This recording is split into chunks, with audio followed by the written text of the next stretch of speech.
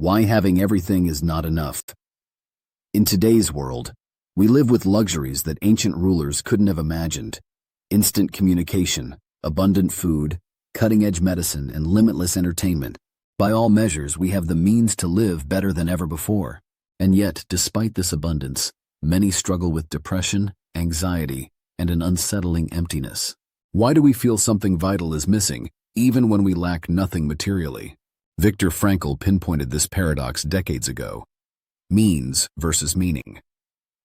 Frankl's quote highlights a stark contrast between having the means to live and having something to live for.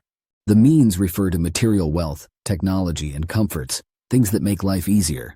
But meaning is about purpose, fulfillment, and values. Even in the mid-20th century, Frankl observed that as society became wealthier, existential frustration grew. When life no longer demands a daily struggle for survival, a haunting question emerges. What's the point of it all? You can have security, comfort, and convenience, yet still feel lost.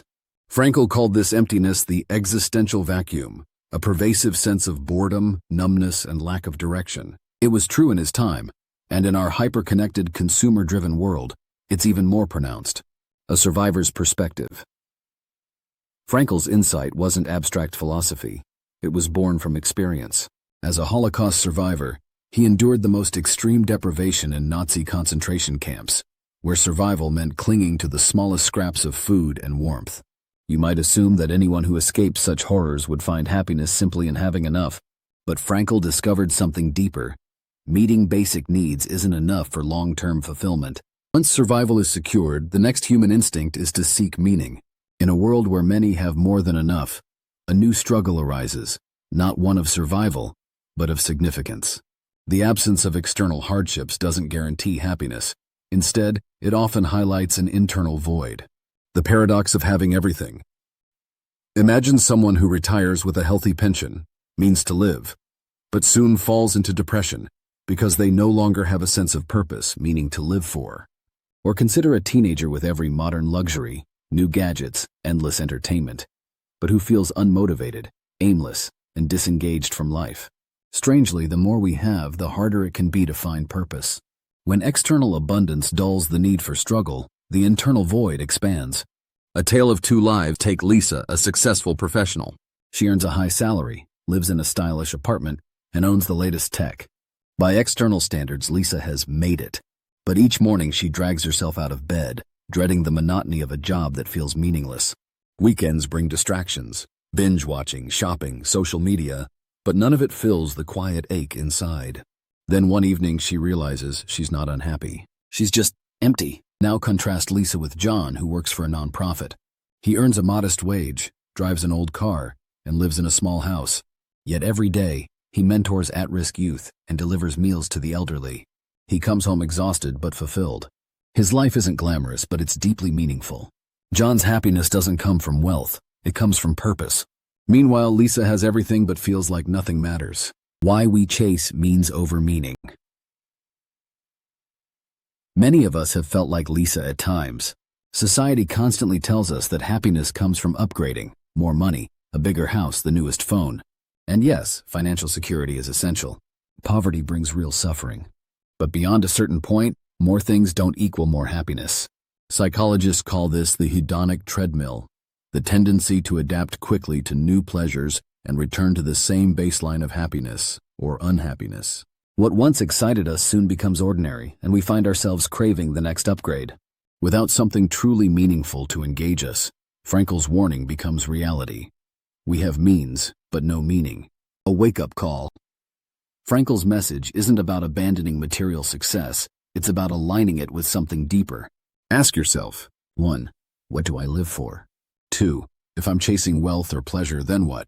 2. What comes next? Pleasure is enjoyable, but it doesn't sustain fulfillment.